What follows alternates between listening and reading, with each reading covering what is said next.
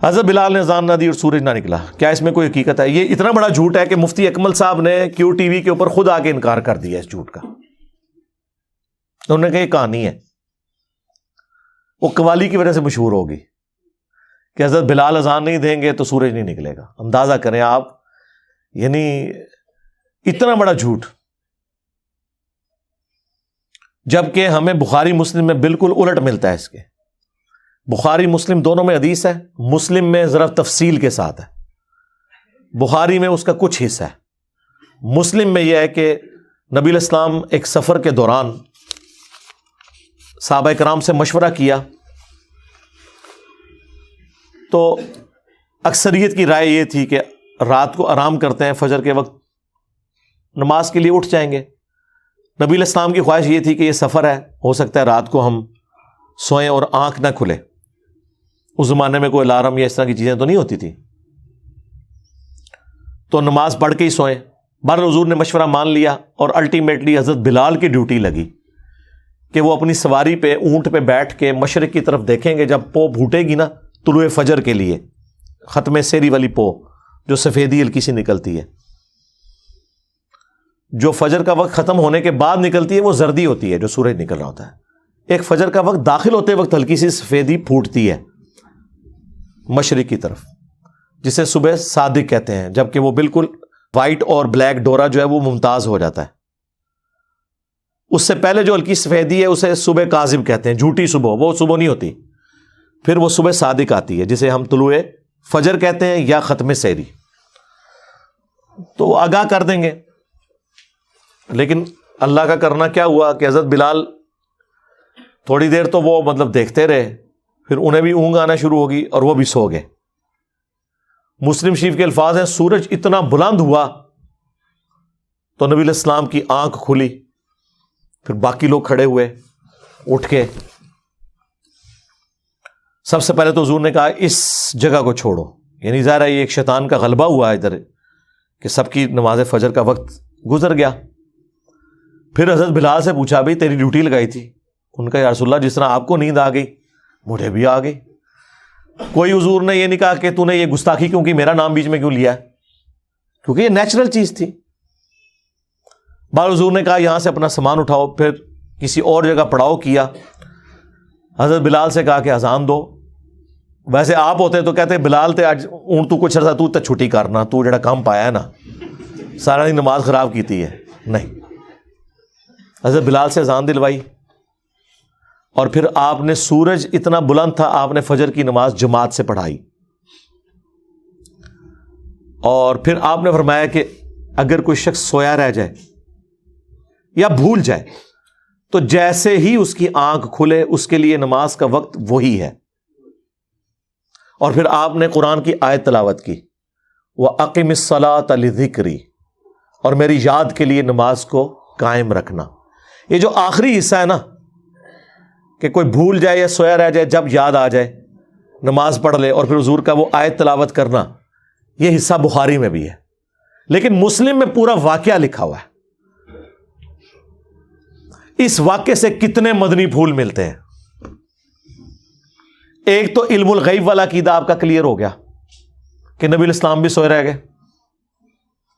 آپ کو نہیں پتا چلا، ورنہ آپ نے جان بوجھ کے تو نماز نہیں قضا کرنی تھی. حاضر و ناظر والا بھی عقیدہ، استعانت والا عقیدہ، آپ کے سارے وہ عقیدے جو آپ نے خود سے بنائے ہوئے ہیں.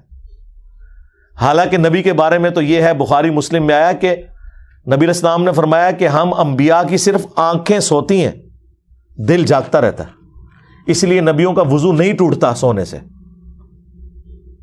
جو حضرت عائشہ کہتی ہیں اسی حدیث میں کہ حضور کے خراٹوں کی آواز میں نے سنی. نبی علیہ السلام بہت اونچے نہیں لیکن تھوڑے بہت تو خراٹے لیتے تھے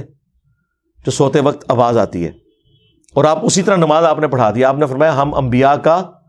دل نہیں سوتا، صرف آنکھیں سوتی ہیں، لہذا انبیاء کا وضو سونے سے بھی نہیں ٹوٹتا سوائے ان چیزوں کے جن چیزوں سے ٹوٹتا ہے. تو چونکہ وہ غافل نہیں ہوئے ہوتے، لیکن یہاں پر نبی علیہ السلام کو پتہ ہی نہیں چلا کہ سورج نکلا ہے، تو یہ مسئلہ بھی کلیئر ہو گیا. اور یہ مسئلہ بھی کلیئر ہو گیا کہ حضرت بلال حبشی رضی اللہ تعالیٰ عنہ، جن کے بارے میں آپ نے قوالی میں سنا تھا کہ وہ اذان نہ دیں تو سورج نہیں نکلتا، وہ تو سوئے رہ گئے، اور سورج نکلا کیا؟ باہر نکل آیا۔ جس دن بلال کی عزت سٹیک پہ لگی ہوئی تھی اس دن تو سورج نکل آیا۔ اگر حضرت بلال کی عزت کی حفاظت دیکھی جائے تو اس دن ہونی چاہیے تھی کہ کوئی فرشتہ جا کے حضرت بلال کو جگا دیتا کہ حضرت اٹھو، نہیں تو لوگوں نے گلاں کرنی ہے جے بعد اچ۔ اور وہ واقعہ جی، وہ جو ان کی زبان میں لکنت تھی تو وہ صحابہ نے شکایت لگائی، تو اگلے دن حضور نے ان کو اذان دینے سے روک دیا، تو اس دن سورج ہی نہیں نکلا۔ لیکن یہ ہے کہانی، اور مسلم شریف نے وہ کہانی کھول دی،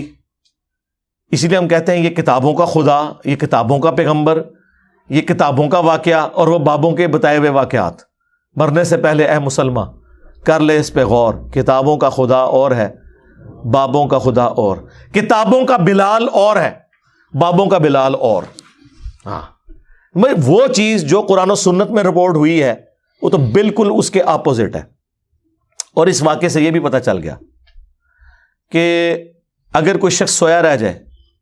یا بھول جائے تو جس وقت بھی وہ نماز پڑھے گا اس کی نماز درست ہو جائے گی، وہ نماز قضا بھی نہیں ہوگی،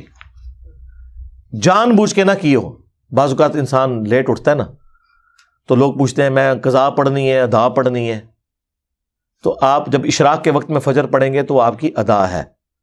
بشرطے کہ آپ نے روٹین نہ یہ بنائی ہوئی ہو۔ کتنے لوگ ہیں پوری رات بیٹھ کے نیٹ پہ اور واٹس ایپ کے اوپر فضولیات میں ٹائم ضائع کرتے ہیں، اور فجر کی جب اذانیں آتی ہیں تو وہ سو جاتے ہیں، اور پھر وہ کہیں گے جی ہم اٹھ کے نماز، نہیں، ان کے لیے نہیں۔ ہاں، کوئی رات کو ٹائم پہ سویا،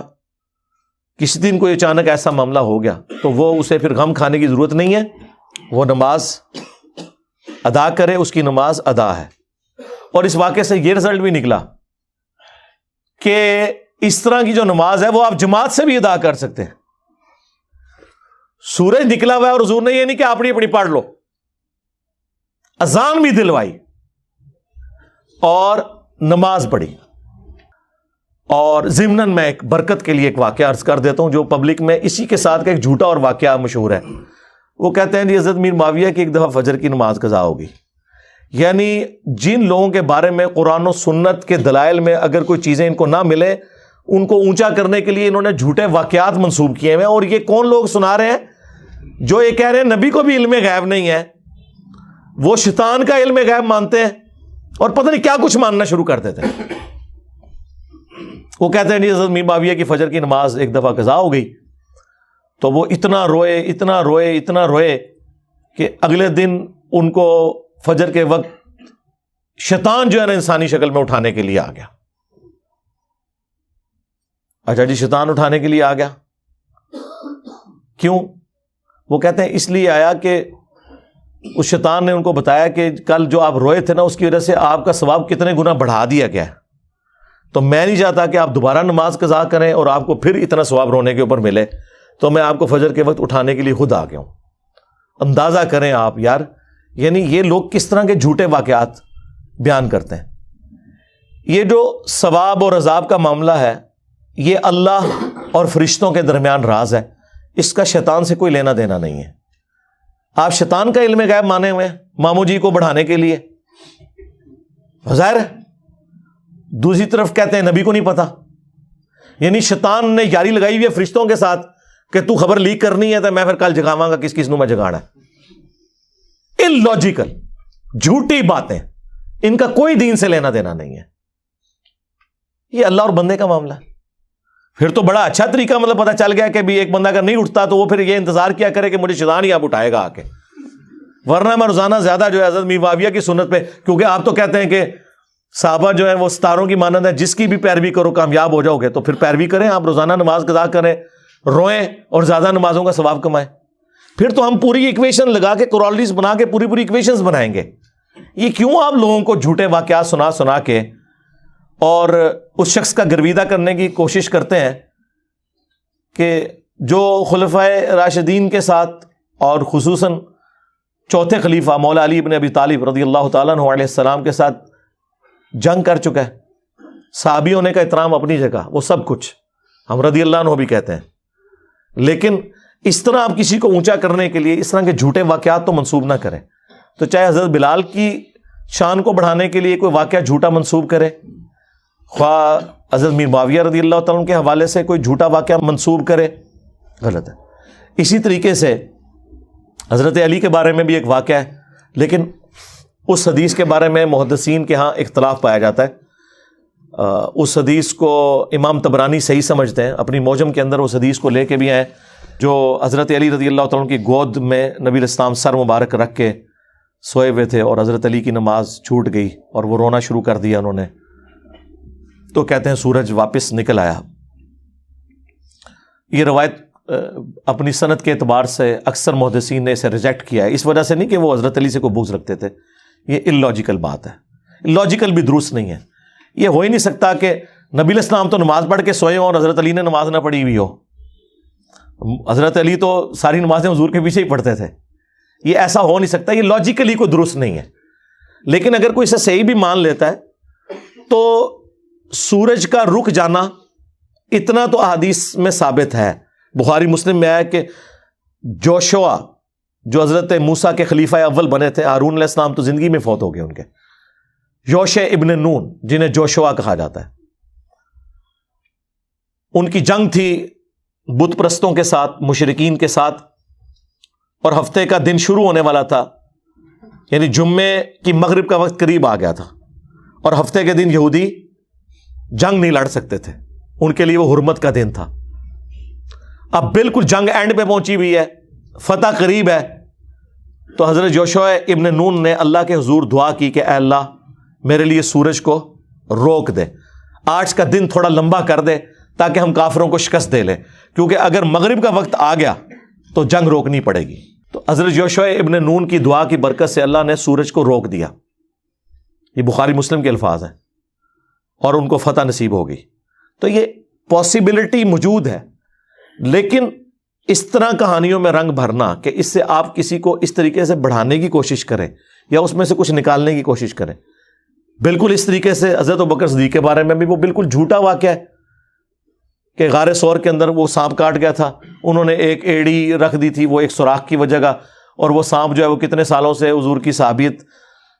کا شرف حاصل کرنے کے لیے انتظار کر رہا تھا اور وہ ڈس لیا۔ سب جعلی واقعات ہیں، خود محدثین نے لکھا ہے، مشکات میں بھی باقاعدہ حضرت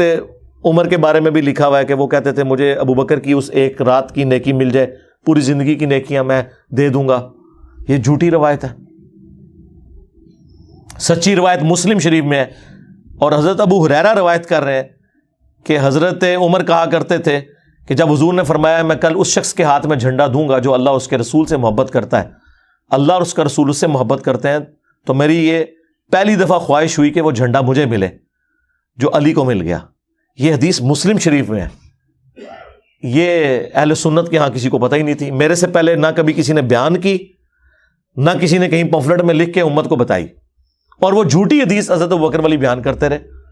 حضرت ابوبکر، عمر، عثمان، علی رضی اللہ عنہم اجمعین وعلیہم السلام اجمعین، خلفائے راشدین کے مرتبے کو بتانے کے لیے، ان کی فضیلت کو بتانے کے لیے جھوٹی روایتوں کا سہارا نہ لیا جائے، سچی روایتیں بہت ہیں۔ یہ بہت خطرناک معاملہ ہے، بعض اوقات رسول اللہ کی طرف کوئی چیز منسوب ہو جاتی ہے۔ بخاری مسلم میں حدیث ہے اور اس کے راوی خود مولا علی ہیں، یہ مسلم کی پہلی حدیث ہے، بخاری میں بھی ہے، جس نے میری طرف کو جھوٹی بات منسوب کی جو میں نے نہیں فرمائی تو وہ شخص اپنا مقام جہنم میں دیکھ لے، وَلِعَوْذُ بِاللَّهِ تعالی۔ بلکہ بخاری اور مسلم دونوں میں حدیث ہے کہ مولا علی علیہ السلام جب جنگ نہروان کے لیے جا رہے تھے خوارج کے خلاف، تو اپنے ساتھیوں کا مورائل بلند کرنے کے لیے، کیونکہ وہ ساتھی تھے جو آپ کے جنگ صفین کے موقع پر آپ سے ٹوٹ کے الگ ہوئے تحکیم کے ایشو پہ، تو باقی ساتھیوں کے دل میں تھا کہ یہ اتنی لمبی نمازیں پڑھتے ہیں اور یہ سب کچھ، تو حضرت علی نے حدیث بیان کی بخاری مسلم دونوں میں کہ میں آسمان سے زمین پہ گر پڑوں یہ تو مجھے گوارا ہے، لیکن یہ بات گوارا نہیں کہ میں رسول اللہ کے بارے میں کوئی ایسی بات کروں جو میں نے خود نہ سنی ہو۔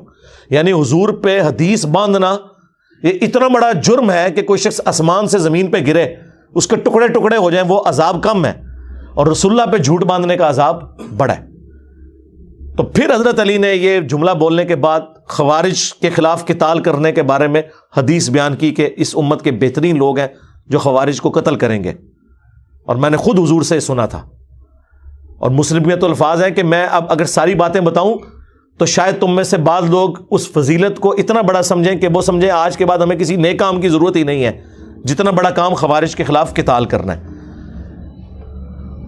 اور بخاری مسلم کے الفاظ ہیں، ابو سعید خدری کہتے ہیں کہ نہروان کے موقع پر ان خارجیوں کے خلاف ہم نے قتال کیا جن کا وہ بڑا تھا ذوالخویسرہ التمیمی نجدی، وہ جو بخاری مسلم میں ہے کہ وہ گھنی داڑھی تھی، اس کی آدھی پنڈلی تک تہمت تھی، آنکھیں دسی ہوئی تھیں، جو اعلیٰ حضرت کہتے ہیں ایک وہابی کھڑا ہوا، اس نے کہا یا رسول اللہ انصاف کرے، وہ نجدی تھا نا، تو وہ وہابیوں کو نجدی کہتے ہیں نا، تو اس میں نبی الاسلام نے فرمایا کہ اس کی نسلوں میں بھی ایسے لوگ پیدا ہوں گے، اور اے علی تم رشک کرو گے ان کی نمازوں کے اوپر، اتنی لمبی نمازیں پڑھیں گے لیکن دین سے ایسے نکل جائیں گے جیسا کہ تیر اپنے شکار میں سے نکل جاتا ہے اور اس پہ کوئی اثر باقی نہیں رہتا، یعنی آر پار جب شکار سے ہو تو خون کا اثر بھی نہیں اس پہ ہوتا، یہ حالت ہوگی، اور میں اپنے زمانے میں پاؤں تو قوم عاد کی طرح انہیں تباہ و برباد کر دوں۔ اور ابو سعید خدری کہتے ہیں اللہ کی قسم یہ وہ لوگ تھے جن کے خلاف ہم نے علی بن ابی طالب کے ساتھ مل کر نہروان میں قتال کیا، یہ بخاری مسلم دونوں میں الفاظ ہیں۔ یہ جنگ جمل صفین نہروان سے متعلق ساری احادیث میرے کربلا والے ریسرچ پیپر کے اندر موجود ہیں۔ تو بات وہ شروع ہوئی تھی حضرت بلال کی اذان سے، جھوٹے واقعات سے، یہ سارے جذباتی واقعات ہیں۔ اس طرح حضرت بلال کی طرف یہ بھی ایک جھوٹا واقعہ منسوب ہے تاریخ کی کتابوں میں کہ جی وہ مدینہ چھوڑ گئے تھے کہ میں اب اذان دوں گا، تو حضرت حسن حسین نے بعد میں ان کو ریکویسٹ کی جب وہ واپس آئے اذان کے لیے، وہ واقعہ بھی ویسے آنسو نکالنے کے لیے بہت اچھا واقعہ، وہ حقیقت بات ہے، وہ عشق و سرور میں ڈوبا ہوا ہے، لیکن ان کی اسنادی حیثیت کوئی نہیں ہوتی ہے، اس لیے اس طرح کے واقعات سے بچنے میں ہی عافیت ہے۔ بعض اوقات پھر اس کے ساتھ عقیدے ایسے جڑ جاتے ہیں کہ پھر ہمیں قرآن و سنت کے دلائل کا دفاع کرنے کے لیے ایڑی چوٹی کا زور لگانا پڑتا ہے ان جھوٹے واقعات کی وجہ سے۔ یعنی ہم کہہ رہے ہیں قرآن میں لکھا ہے ایاک نعبد و ایاک نستعین، یہ کہتے ہیں نہیں جی وہ سلطان باؤ نے تو کہا ہے سن فریاد پیرا دیا پیرا، یعنی ہم آیت پڑھ رہے ہیں اور یہ آگے شعر پڑھ رہے ہوتے ہیں، ہم حدیث پڑھ رہے ہوتے ہیں، یہ کہانیاں اور واقعات سنا رہے ہوتے ہیں۔ اے پھر کیوں کیا جاندہ جی، اور اے پھر کیوں کیا جاندہ، وہ ہوندے ہی کدھر نہیں ہے۔ ہم رفع الیدین کی حدیثیں بیان کر رہے ہوتے ہیں، یہ کہتے ہیں جی وہ اے پھر کیوں کیا جاندہ ہے کہ وہ بت رکھ کے آندے سن، وہ سرکار کو پتہ نہیں، سانوں نہیں پتہ کیوں کیا جاندہ ہے، اور بیان کرنے والے بھی ان ناسکے نے۔ جب سے ہم نے کہا کہ کوئی جھوٹی حدیث ہی سنا دیں، ضعیف چھوڑ دیں، جھوٹی حدیث کسی کتاب میں لکھی ہو، یعنی انگوٹھے چومنے والی جھوٹی حدیثیں ہیں لیکن کہیں لکھی ہوئی ہے موضوعات شریف میں، وہ گھڑی ہوئی حدیثوں کے اوپر جو کتاب لکھی ہے نا، ابن جوزی نے بھی لکھی، ملا علی قاری نے بھی لکھی، اور لوگوں نے بھی، کہ بڑی بڑی گھڑی ہوئی حدیثیں کون سی ہیں، لیکن یہ بغلوں میں بت رکھنے والی تو کوئی گھڑی ہوئی حدیث بھی نہیں ہے، اور پبلک کے اندر مشہور ہے۔